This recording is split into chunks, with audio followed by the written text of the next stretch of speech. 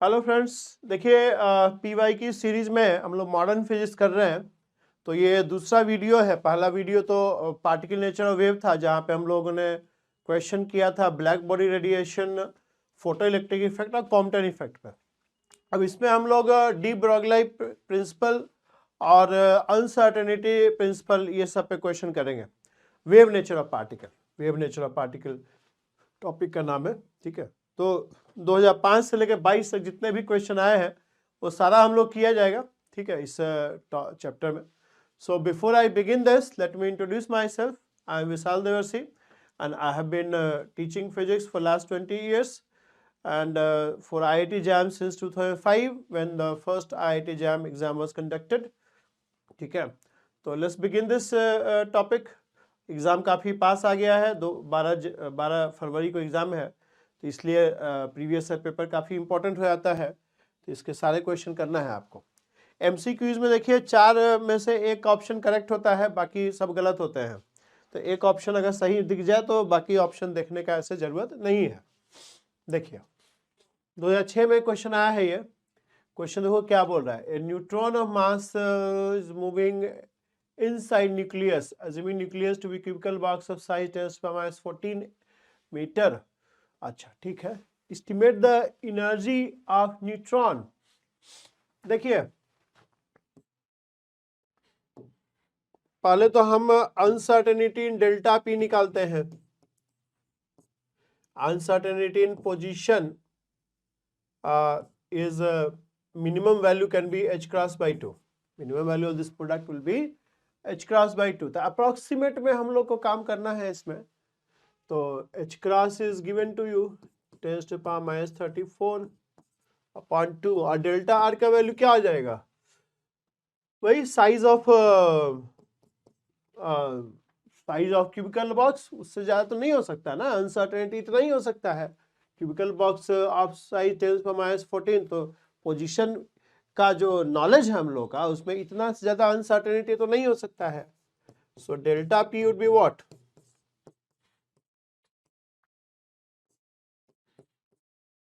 into 10⁻14। So this would be what, 10⁻20/2। तो ये delta P हो गया मिनिमम, क्योंकि ये मिनिमम वैल्यू ले लिया अनसर्टेनिटी प्रोडक्ट का। मिनिमम इतना अनसर्टेनिटी तो होगा, यानी अच्छा अनसर्टेनिटी किसी भी क्वांटिटी का उस क्वांटिटी के वैल्यू से ज़्यादा नहीं हो सकता। अगर हम कहें कि हाइट किसी का 6 फुट है, तो उसमें एरर जो होगा भाई 10 इंच, 2 इंच, 1 इंच ऐसे हो सकता है। मतलब 6 फुट हाइट है तो 6 फुट से ज़्यादा का एरर तो नहीं हो सकता है ना। तो अनसर्टेनिटी से जो फिजिकल क्वांटिटी पी होगा वो तो अनसर्टेनिटी से बड़ा ही होगा ना। सो दिस विल बी, ठीक है। तो इसी के रेंज में अनसर्टेनिटी का जो रेंज है वो फिजिकल क्वांटिटी के वैल्यू के रेंज में ही होता है हमेशा। अगर मान लो आपका हाइट फुट में है तो एरर भी फुट में ही होगा। ठीक है, मतलब अगर एरर मतलब कि अगर हाइट फुट में 6 फुट है तो एरर 10 किलोमीटर तो नहीं हो सकता है। मतलब उसी रेंज में जिस रेंज में फिजिकल क्वांटिटी होता है उसी रेंज में एरर होता है। तो एनर्जी क्या हो जाएगा, एनर्जी विल बी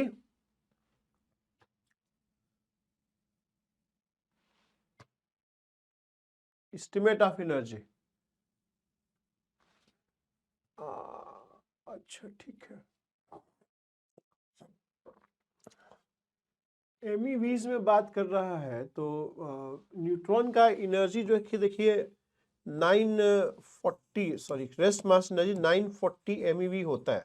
ठीक है, 940 MeV होता है, तो ये तो कम ही है सारा। तो हम लोग नॉन रिलेटिविस्टिक वाला फार्मूला लगा सकते हैं। मतलब आप समझ रहे हो क्या हम बोल रहे हैं।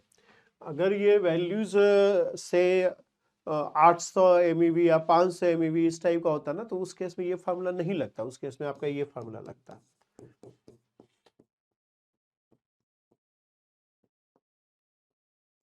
ठीक है, अच्छा ये एनर्जी केई का बात कर रहा है, ये भी बहुत क्लियर नहीं है इसमें। केई का बात कर रहा है कि टोटल एनर्जी तो रेस्ट मास एनर्जी प्लस केई होता है। रेस्ट मास एनर्जी ही 940 MeV होता है, तो उसका बात नहीं कर रहा है, केई का ही बात कर रहा है। और केई चूंकि रेस्ट मास एनर्जी से बहुत कम दिख रहा है, तो ये हम नॉन रिलेटिविस्टिक वाला फार्मूला लगा सकते हैं।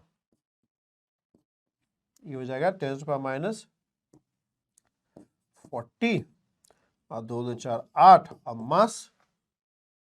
मास दे रखा है तुमको। ठीक ठीक है, दिस विल बी 1/8 इंटू 10⁻13। ठीक है, और 1 MeV को इतना ही लिया है तुम्हारे, ये जूल में आ गया, यानी 1/8 MeV, ये आंसर आएगा। ठीक है, 10⁻13 जूल को 1 MeV ले रखा है इसमें, ये आंसर। समझ में आ रहा है ये चीज आपको, क्लियर है? अनसर्टेनिटी हमेशा ही, इसका रेंज जो है वो जिस फिजिकल क्वांटिटी के अनसर्टेनिटी का बात कर रहे हैं उसी रेंज का होता है हमेशा। और अनसर्टेनिटी कभी भी फिजिकल क्वांटिटी के वैल्यू से बड़ा नहीं होता है। जैसे डेल्ट आपका क्यूबिकल बॉक्स 10⁻14 है तो अनसर्टेनिटी एट मैक्स इतना ही रह सकता है, उससे कम ही रहेगा, उससे ज्यादा नहीं। 2016 में देखिए क्वेश्चन आया है, ये फेज वेलोसिटी या ग्रुप वेलोसिटी इंपॉर्टेंट होता है। ठीक है, तो लिखा है कि वेव नंबर k0 और phase velocity equal to group velocity. देखो फेज वेलोसिटी होता है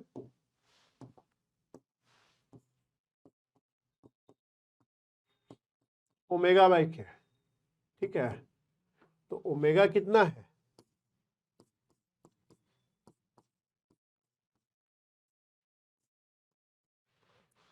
ग्रुप वेलोसिटी होता है vg equals to d omega by d k. तो ओमेगा तुमको दे रखा है alpha k plus beta k cube. So this is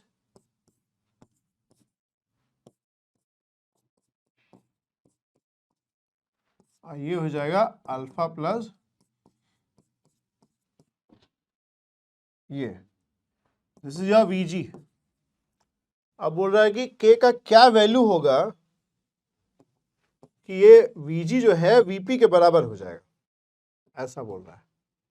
तो वीपी हम लोग निकाल लिए हैं, अल्फा के प्लस,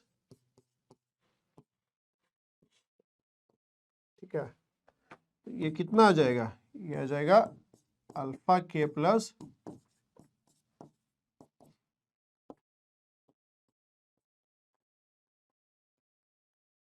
ठीक है, तो ये आ जाएगा तुम्हारा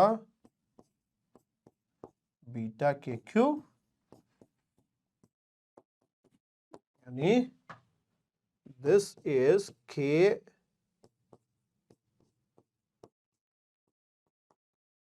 this implies non zero value ही होगा ना के का, यानी के इज और पॉजिटिव वैल्यू होता है, क्या आ जाएगा। तो पहले तो क्वेश्चन पूछा, अब हाल फिलहाल कम देख रहे हैं क्वेश्चन पूछा है ग्रुप वेलोसिटी फेज वेलोसिटी पे, बट पहले तो काफी क्वेश्चन पूछता था ये, है ना। तो ये ऐसे कर लेगा, group velocity D omega by D के होता है और फेज वेलोसिटी ओमेगा बाई के होता है, ये ध्यान रखना। ठीक है,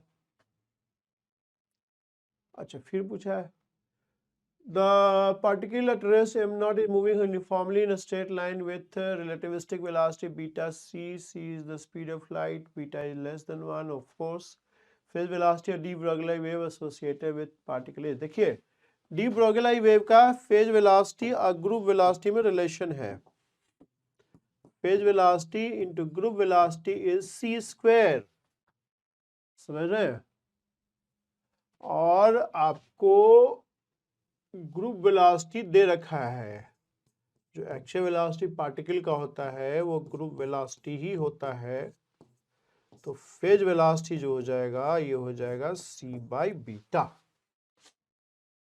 c by beta will be, ये c से बड़ा दिख रहा है तो कोई दिक्कत नहीं है, पार्टिकल का वेलोसिटी ये होता नहीं है, पार्टिकल का एक्चुअल वेलोसिटी जो है वो ग्रुप वेलोसिटी ही होता है।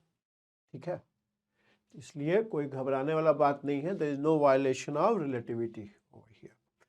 Okay, so this is question which appeared in 2006।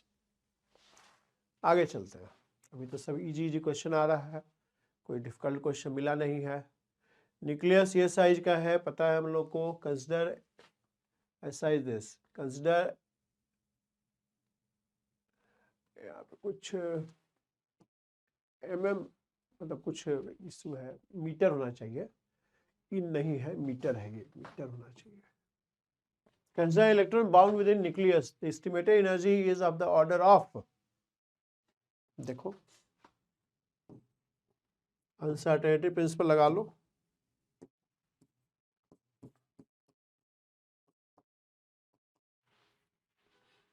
मतलब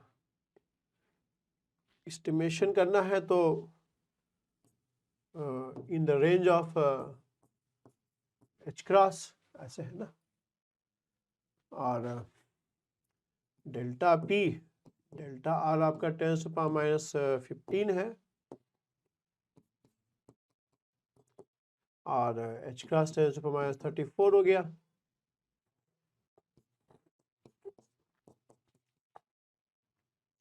ये हो जाएगा -19। ठीक है, अब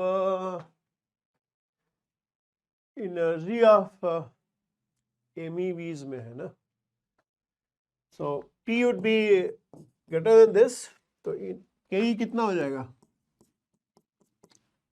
Ke will be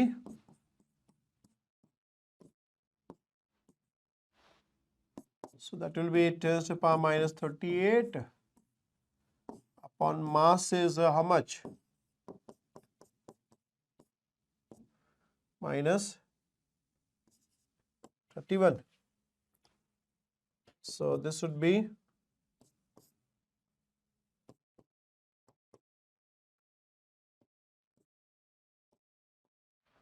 7.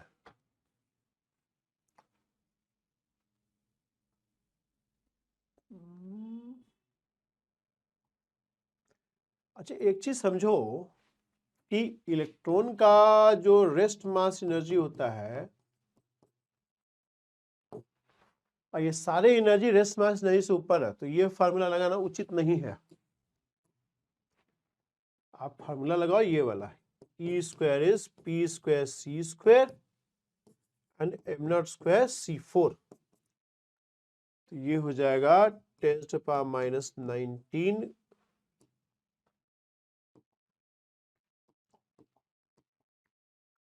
10⁻⁻38 into C² is 9 into 10⁻16 plus this would be m0² is 9.1 square into 10⁻⁻62 गुने 9 into 10⁻16। ये कुल मिला के कितना आ जाएगा? 9 into 10⁻⁻38 है, तो इट विल बी C4 है, सॉरी C4 के केस में हो जाएगा 81 into 10⁻32। ठीक है, ये हो जाएगा 9 into 10⁻22 प्लस 9×81, ये भी मान लो 81 गुने 10⁻⁻30। तो अगर रेंज में बात करें तो 10⁻21 हो गया, और ये भी आपका कितना हो जाएगा? 100 10⁻26,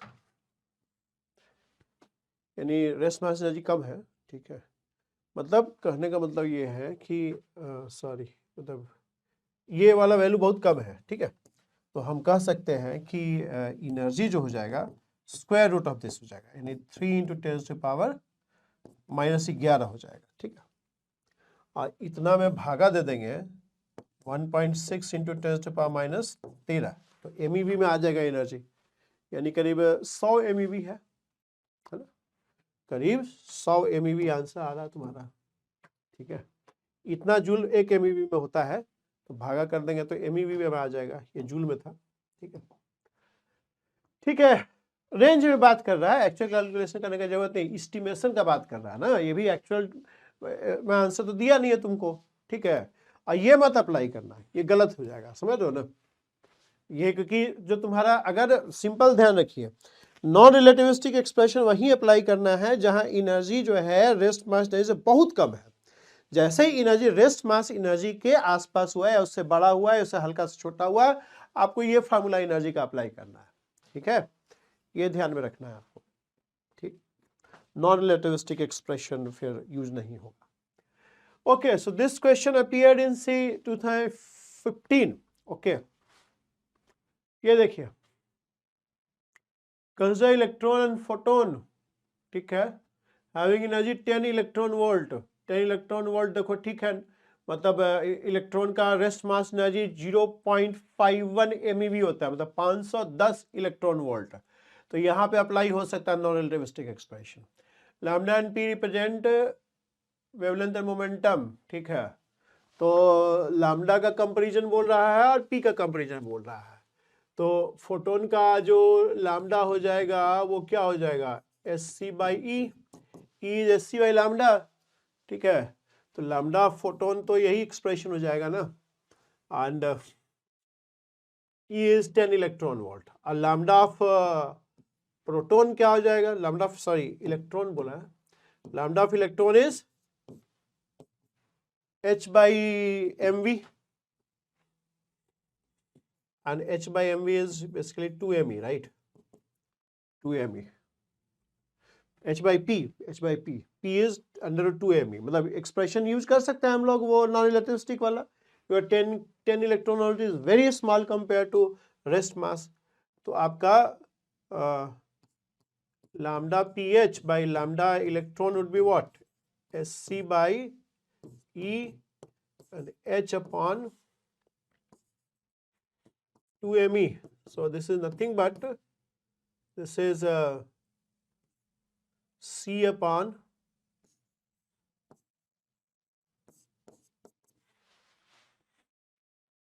ठीक है, मास ऑफ इलेक्ट्रॉन।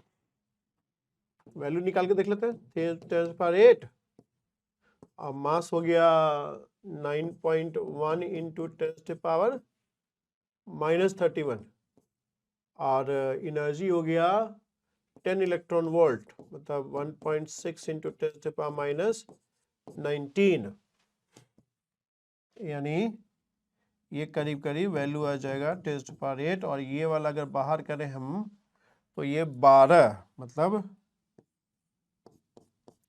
10⁻6 बाहर आ जाएगा, और ये 9 दूनी 18/16, 18/16 एक से हल्का सा बड़ा होगा, मतलब कहने का मतलब ये एक से बहुत बड़ा है, एक से काफी बड़ा है, यानी तुम्हारा जो लैम्डा pH होगा it will be very large compare to lambda E. Lambda pH will be large compare to lambda E, मतलब लैम्डा ई लैम्डा pH से छोटा है, लैम्डा ई लैम्डा pH से छोटा है, ये दोनों इसको आंसर होगा, ठीक। अब पी का बात कर लो, पी क्या है, P is 2me for electron and P of photon is what, P of photon is E upon C, मतलब क्या बोलोगे, E square is P square C square plus m0 square C4, तो rest mass of photon is 0, so I can say P/C। तो अगर हम लोग बात करें PE/P photon, so that will be 2me under root by EC, so C 2m/E, and this is again greater than 1, this is again greater than 1, यही same चीज आ रहा है, so you can say PE is very large compared to PPH। तो क्या answer आ रहा है आपका, PE is large compared to PPH and lambda is less than lambda pH। PE is large compared to PPH and lambda is less compared to lambda pH, ठीक है, B answer आ जाएगा, B will be the correct answer, ठीक है, ऐसे कर लेंगे। Must know where to apply relativistic formulation of K and where to apply non-relativistic formula of K, ठीक। Okay, so we have done MCQ part, let's come to MSQ. MSQ में 4 option में से चारों भी सही हो सकते हैं, 2 भी सही हो सकते हैं, 3 भी सही हो सकता है, 1 भी सही हो सकता है। ठीक है, ये क्वेश्चन देखो, ये क्वेश्चन 2016 में आया है। देखो क्या क्वेश्चन पूछ रहा है, slit with D in x direction.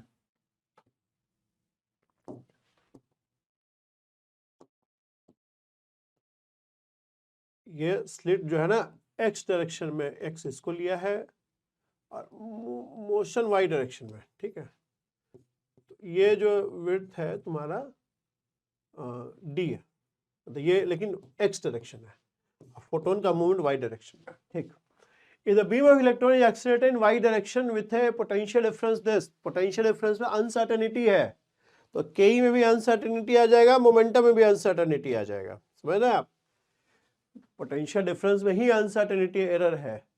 then which of the following is correct? Uncertainty in position x before, uncertainty in the position of electron in x direction before the slit before passing is 0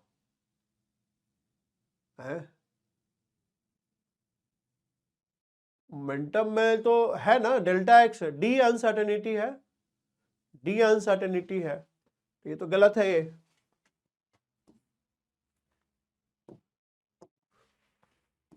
ये गलत है। Momentum electron in x direction h by d immediately after passing the slit।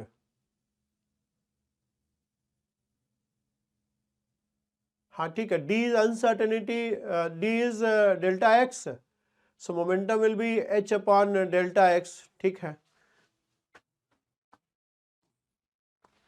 the uncertainty in position in y direction before the uncertainty in position of electron in y direction is 0। नहीं, मतलब momentum ही uncertain है तो position भी uncertain हो जाएगा Y direction में। गलत है आपका। Presence of slit does not affect uncertainty in y direction. हाँ ये ठीक है, मतलब स्लिट जो है uncertainty in x direction denote करता है, वाई डायरेक्शन का अनसर्टेनिटी से मतलब उसको नहीं है। डी सही है, बी सही है और डी सही है। ठीक, ओके। अच्छा ये हो गया। नेट वाला क्वेश्चन देखते हैं, नेट वाला क्वेश्चन। नेट में देखिए न्यूमेरिक्स में आंसर रहेगा 2.45, 6.23, 12.0 इस टाइप का। ठीक है, तो क्या बोला है, डी ब्रॉगली वेवलेंथ और relativistic electron having energy 1 MeV is, de Broglie wavelength h by p, तो p निकालना पड़ेगा और एनर्जी रिलेटिविस्टिक डोमेन में है, तो आपको ये फार्मूला लगाना पड़ेगा, E square is p square c square plus m0 square c4। तो E आपको दे रखा है, MeV में ही वर्क कर लेते हैं, p स्क्वायर c स्क्वायर, ये 0.5 MeV होता है तो इसको स्क्वायर कर लो। ठीक है, तो p स्क्वायर c स्क्वायर हो जाएगा 1 माइनस 0.25 यानी 0.75, यानी p is under root 0.75 MeV upon c। ठीक, ओके ठीक है। अब लैम्डा क्या है, h अपॉन p, ये वैल्यू निकालना पड़ेगा यार।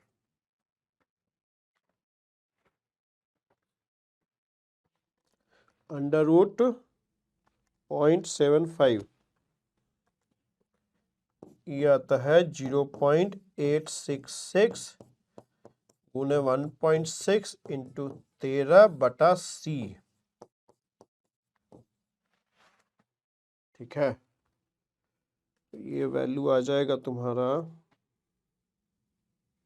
गुना 1.6 और भागा 3, यानी ये वैल्यू आ रहा है 0.462 10 टू पावर 13 8 21।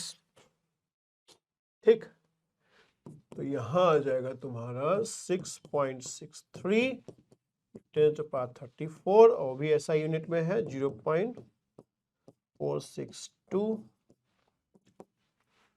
ठीक है, So this is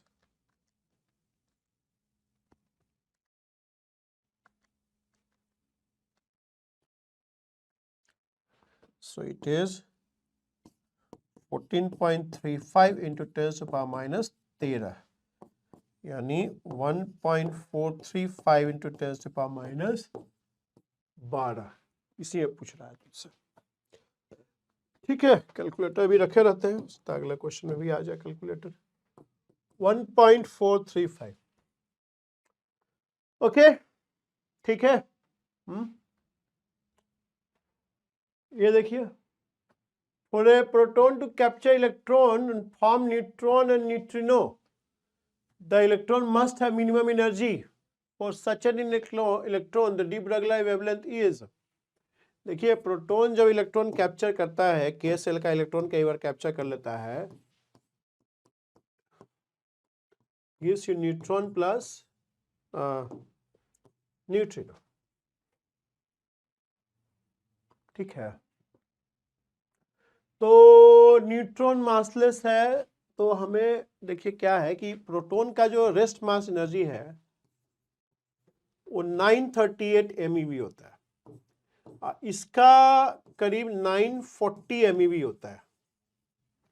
तो अगर मान के चलते हैं कि न्यूट्रॉन का कोई काइनेटिक एनर्जी नहीं है, ठीक है, तो कम से कम इलेक्ट्रॉन का एनर्जी जो होना चाहिए वो 2 MeV तो होना चाहिए, तभी ना भरपाई होगा। तभी तो न्यूट्रॉन का चूंकि रेस्ट मास एनर्जी ज्यादा है, तो 2 MeV। अच्छा, इसमें आप बोले कि प्रोटॉन का के भी हो सकता है, तो के अंदर में है, तो मतलब सॉरी उसके न्यूक्लियस के अंदर है, तो ये भी एक है, के भी हो सकता है उसका। बट फिर आंसर कैसे आएगा? के के बारे में कुछ इंफॉर्मेशन दे नहीं रखा है। बाय डिफॉल्ट हम लोग प्रोटॉन का के को 0 मान के चलो, मतलब 2 MeV से कम भी हो सकता है अगर प्रोटॉन के अंदर के रहा तो। ठीक है, चलो उसका कोई इंफॉर्मेशन तो दे नहीं रखा है, तो हम मान के चलेंगे इलेक्ट्रॉन का एनर्जी जो होना चाहिए वो 2 MeV होना चाहिए। अब इस केस में आपको निकालना है डी ब्रोगली वेवलेंथ, तो उसके लिए आपको P निकालना पड़ेगा। अब रिलेटिविस्टिक फार्मूला ही यूज करना पड़ेगा आपको। क्यों? क्योंकि इलेक्ट्रॉन का जो रेस्ट मास एनर्जी होता है 0.5 MeV होता है, तो उससे बहुत ज्यादा है ये, तो के का आप नॉन रिलेटिविस्टिक फार्मूला नहीं यूज कर सकते हैं। सो इट इज 4 and 0.5 का whole square, so PC will be what, ये 0.5 का होल स्क्वायर 0.25 बन जाएगा, so under root 3.75 MeV by C। वैल्यू निकाल लो। मतलब कहने का मतलब ये है कि ये आ जाएगा, सॉरी 3.75 MeV बाई C, जैसे पीछे निकाले थे सेम क्वेश्चन है। तो अंडर रूट 3.75, कैलकुलेटर बहुत कम हम यूज करते हैं, 1.937 into 1.6 into 10 to power minus 13 by 3 into 10 to power 8। ठीक है, तो 1 क्या आया था यार, अंडर रूट 3.75, क्योंकि कैलकुलेटर में एग्जैक्ट वैल्यू आया था, हम थोड़ा राउंड ऑफ करके लिखे हैं।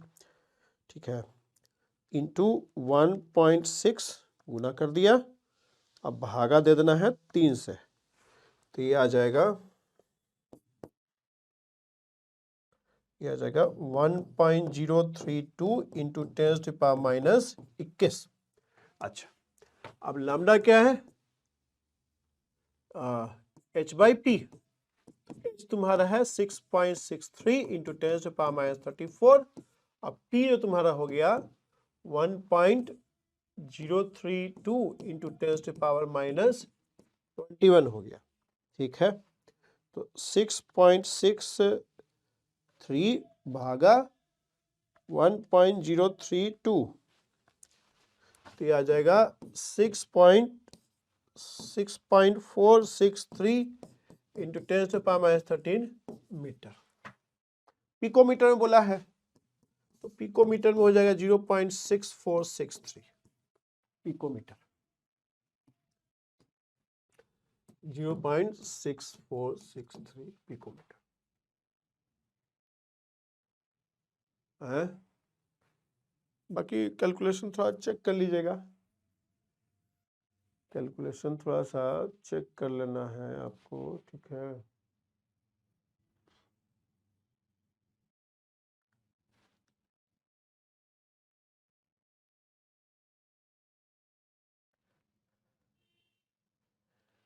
बाकी ये वैल्यू एक बार जो है ना, जो हम लिखे हैं 938 और 940, ये जो है जो आपका क्वेश्चन पेपर आता है ना, क्वेश्चन पेपर का स्टार्टिंग में वैल्यूज दिया रहता है, प्रोटॉन का, न्यूट्रॉन का, वहां से पिक करना।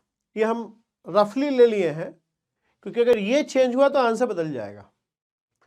तो समझना क्या बोल रहे हैं, जो पेपर में आपका स्टार्टिंग में दिया रहेगा values, given values, important physical quantity ऐसा दिया रहता है, तो वहां से उठाना, ठीक है, तो आपको एग्जैक्ट वैल्यू आएगा। अब हो सकता है ये मैच नहीं करे, क्योंकि ये वैल्यू हमने, ये तो 938 और 940 होता है, ये बहुत जगह लिखा हुआ हम देखे हैं, ठीक है, बट ये थोड़ा सा एस्टिमेटेड वैल्यू होता है, तो ये थोड़ा सा आप देख लेना कि भाई जो पेपर में दिया रहता है उस वो वैल्यू आप पिक करना, ठीक है, तो आपका करेक्ट आंसर। बाकी बनेगा ऐसे ही, बनेगा ऐसे ही, ठीक है, सॉल्व ऐसे ही होगा, ठीक, ओके, ठीक है, ये ऐसे आ जाएगा। आगे चले हम लोग, देखो क्या बोला है, in electron microscope electrons are accelerated at potential 200 kV, what is the best possible resolution microscope. देखिए लैम्डा जो होगा ना, इलेक्ट्रॉन का जो वेवलेंथ होगा वही आपको रिजोल्यूशन का आइडिया देगा। तो निकाल लो, इसमें 200 केवी है, तो जब एक्सेलरेट करोगे तो एनर्जी आ जाएगा क्या, के जो आ जाएगा 200 केवी आ जाएगा। 200 केवी का मतलब हो गया 0.2 MeV। तब भी आप वही लगा लो, मतलब रिलेटिविस्टिक वाला ही लगाओ, ठीक रहेगा, क्योंकि 0.5 MeV उसका रेस्ट मास एनर्जी होता है, 0.2 उसके आसपास ही है। तो E square equals to P square C square M0 square C4। But ये के है भाई, ध्यान रखना, ये काइनेटिक एनर्जी है, तो इसका जो एनर्जी आएगा ना, वो इसमें प्लस करके 0.7 MeV इसका टोटल एनर्जी आएगा। के जोड़ दोगे ना आप, के आप जोड़ दोगे तो ऐसे कर लेना, 0.7 square P square C square और 0.5 square. So PC is 0.49 minus 0.25 under root. So that will be under root 0.24, ठीक है। So P is under root 0.24 MeV by C, ठीक, okay, ठीक है। So this will give you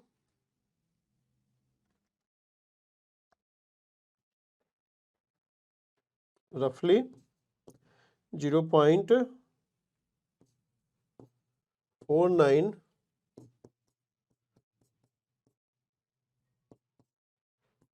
upon, ठीक है, into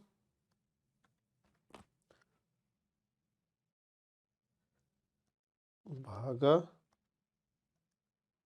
यह आ जाएगा 0.26, ठीक है, और लैम्डा आ जाएगा de Broglie wavelength upon, so this will be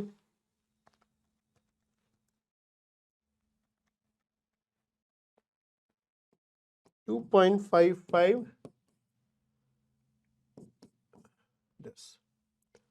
So 2.55 picometer will be the answer, right?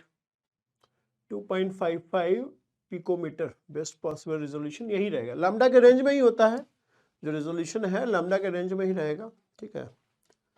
Okay, so this is the answer, right. So I think एक और है, ठीक है। A proton is confined within nucleus of size this, okay. The uncertainty in the velocity is what?